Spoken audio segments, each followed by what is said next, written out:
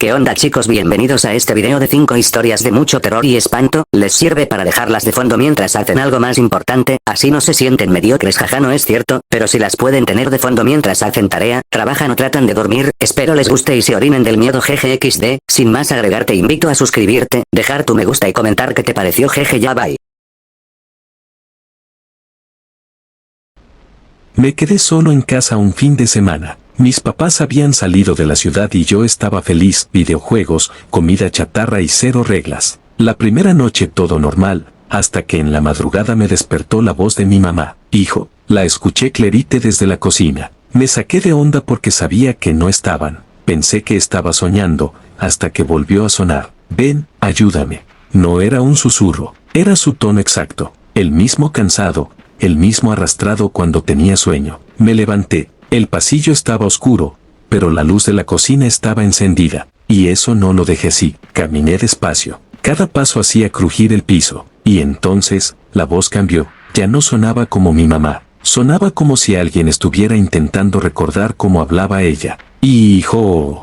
Se me heló la sangre. Me asomé a la cocina. No había nadie, pero el refrigerador estaba abierto, y desde dentro, volvió a salir la voz. Aquí estoy. Retrocedí. El refri empezó a cerrarse lentamente, como si alguien lo empujara desde adentro. Y entonces entendí algo horrible. La voz no venía del refrigerador. Venía detrás de mí. Sentí el aliento en la nuca. No era ella. Salí corriendo a mi cuarto y me encerré. Pasé toda la noche escuchando pasos afuera, recorriendo el pasillo, deteniéndose frente a mi puerta, respirando. A las 6 a.m. se detuvo todo. Cuando salí, la cocina estaba normal. El refrigerador cerrado, la luz apagada, pero había algo nuevo. En la mesa, con mi letra, había un papel. Decía, anoche casi abres. Y hasta hoy, bro, todavía escucho a mi mamá llamándome cuando estoy solo, pero ella ya no vive aquí.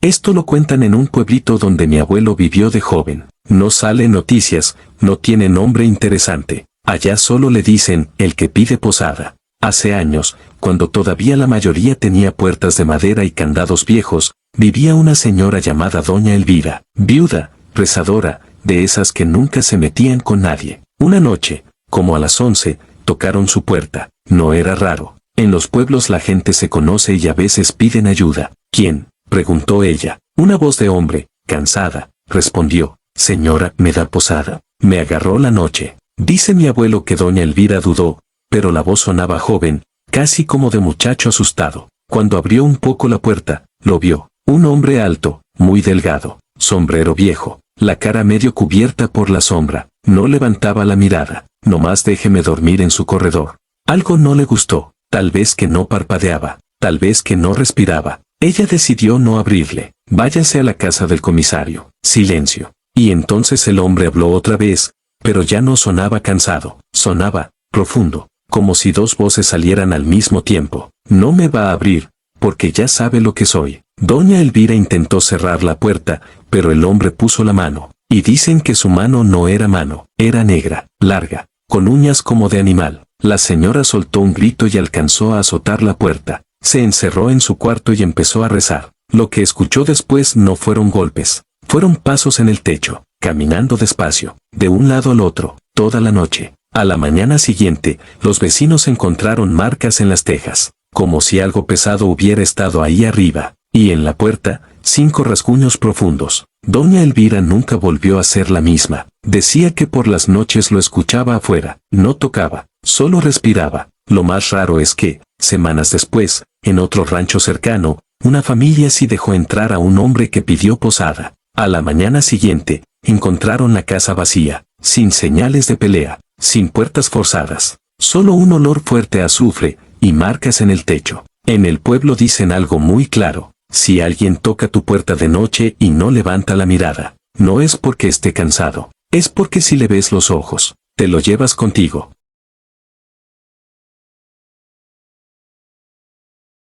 En varios pueblos del norte, donde el cielo se ve limpio y lleno de estrellas, hay una historia que casi nadie cuenta completa, no porque de miedo, sino porque dicen que hablar de eso hace que mire hacia acá. La llaman, el peregrino de las estrellas. No es un demonio, No es un fantasma, es algo que viaja. Los viejos dicen que no todas las estrellas son estrellas, que algunas se mueven, demasiado recto, demasiado lento, como si estuvieran buscando algo. Hace muchos años, en un rancho aislado, un pastor comenzó a notar una luz distinta en el cielo. No parpadeaba como las demás, no cambiaba de lugar como los aviones, solo estaba ahí. Cada noche, un poco más grande, el pastor empezó a soñar. Soñaba con un espacio negro, infinito, y algo flotando entre galaxias muertas. Algo enorme, pero tan delgado como una sombra, sin alas, sin rostro, solo una forma imposible que parecía doblarse sobre sí misma. Y escuchaba un sonido, no era un rugido, era como si el universo respirara. Con el paso de los días,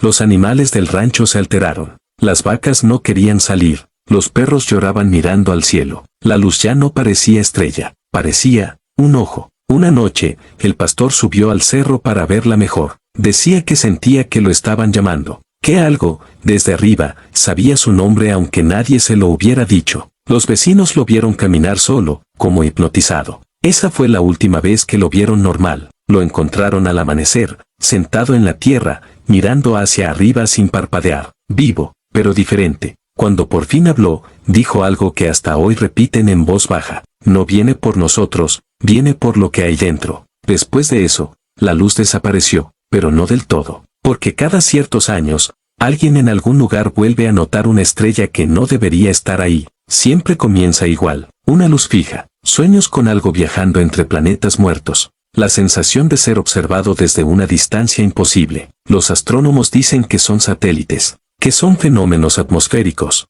pero en esos pueblos dicen otra cosa. Dicen que el peregrino no tiene prisa, que ha cruzado millones de mundos, que no invade, no destruye, solo observa, y cuando encuentra algo que le interesa, se acerca, muy despacio. Tan despacio que pueden pasar generaciones sin que nadie note el movimiento. Y lo más inquietante de la leyenda es esto: no viaja por el espacio, viaja por la conciencia. Se acerca primero en sueños, después en pensamientos, después en obsesión. Y cuando finalmente llega, no lo ves descender del cielo, porque para entonces, ya está mirando a través de tus ojos. Sé que suena ridículo, yo también pensaría que es sugestión o paranoia, pero esto me pasó hace como 4 años cuando todavía vivía con mis papás en un rancho pequeño. Contexto rápido, en mi casa siempre se burlaban de las historias de brujas. Mi abuela sí creía mucho en eso, decía que en luna nueva no dejáramos ropa afuera, que pusiéramos tijeras abiertas debajo de la cama de los bebés, etc. Nosotros jamás le hicimos caso. Una noche de luna nueva, dato importante, aunque en ese momento no lo pensé, mi hermana dejó la ropita de mi sobrino tendida en el patio. El niño tenía como 6 meses. Esa misma noche, a eso de las 3 de la mañana, el bebé empezó a llorar, pero no era llanto normal, era desesperado, como si algo lo estuviera asustando. Mi hermana lo cargó y el niño no dejaba de mirar hacia la ventana, no hacia nosotros, hacia afuera. Yo escuché ruidos en el techo, no pasos normales. Sonaban como si alguien caminara apoyando las manos primero, luego los pies, como un peso raro, arrastrado. Pensé que era un gato. Salí con la lámpara del celular al patio. Y ahí fue donde se me fue lo valiente. En el tinaco había algo. No lo vi perfecto, pero era una silueta muy delgada, demasiado encorvada. Estaba en cuclillas. El cabello le colgaba hacia adelante, tapándole la cara. No se movía, hasta que levanté más la luz. No bajó corriendo como lo haría cualquier persona. Se enderezó, y te juro que escuché como si le tronaran los huesos. Ahí fue cuando me dio miedo de verdad. Sentí que si daba un paso más, eso iba a saltar. La luz del celular parpadeó, y cuando volvió, ya no estaba. Esa noche no dormimos. Mi abuela llegó al día siguiente y lo primero que preguntó fue, ¿dejaron ropa del niño afuera? Cuando le dijimos que sí, se puso seria. Dijo que eso las atrae. Yo no le creía del todo, hasta la siguiente noche. A las 3 y algo otra vez, golpes en el techo, más pesados, más lentos, como si algo estuviera buscando dónde bajar. Y el bebé dejó de llorar. Empezó a reírse, pero no era risa de bebé, era como una carcajada pequeña, forzada. Encendimos la luz y se detuvo todo. En la mañana subimos al techo. Había marcas, no de gato. Eran como 5 líneas profundas, paralelas, arrastradas en la lámina. Después de que mi abuela hizo sus cosas, rezos, tijeras abiertas, un vaso con agua debajo de la cuna, no volvió a pasar. Yo era el más escéptico de la familia, hasta esa semana. No sé qué era, pero si alguna vez escuchan algo caminando en su techo, y no suena como un animal normal, no salgan a alumbrar, porque hay cosas que cuando sabes que las viste, vuelven.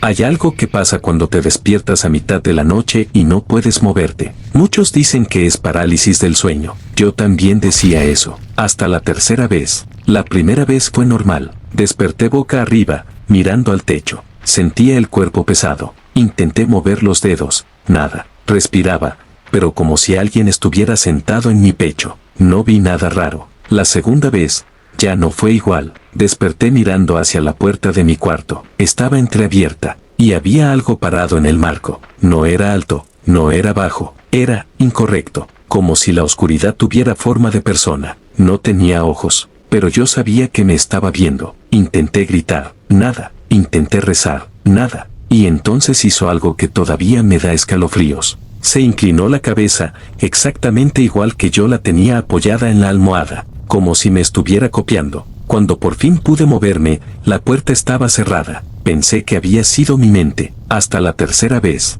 Esa noche me dormí con la televisión encendida. Me desperté otra vez sin poder moverme, pero ahora no estaba mirando la puerta, estaba mirando mi propio cuerpo. Yo estaba acostado, y yo estaba de pie al lado de la cama. No era un espejo, no era un sueño normal, era yo, pero sonriendo, con una sonrisa más amplia de lo que mi cara permite. El yo de pie empezó a inclinarse sobre él, yo acostado, sobre mí. Sentí su aliento en la cara, y entonces susurró: si logro que te muevas primero, me quedo. Empecé a luchar con todo, a forzar un dedo, una mano, lo que fuera, porque entendí algo horrible. No estaba paralizado porque no pudiera moverme, estaba paralizado porque algo estaba intentando aprender cómo hacerlo. Sentí que algo tiraba desde dentro de mi pecho, como si quisiera voltearme al revés. Cuando por fin logré mover el brazo, todo desapareció. Me levanté sudando, corrí al baño, me miré al espejo, y ahí estaba yo, normal, excepto por algo. Mi reflejo tardó medio segundo en copiarme. Desde entonces, cada vez que parpadeo frente a un espejo, siento que no soy el primero en hacerlo. Y a veces, cuando estoy a punto de dormir, escucho mi propia voz susurrando desde algún rincón oscuro del cuarto. Ya casi aprendo.